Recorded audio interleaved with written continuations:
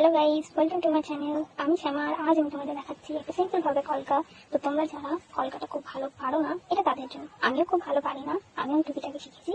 তো তোমরা এটা বলো কেমন হয়েছে, আর এটা তোমাদের জন্য। যারা খুব বেশি ভালো পারো না, এটা তাদের জন্য।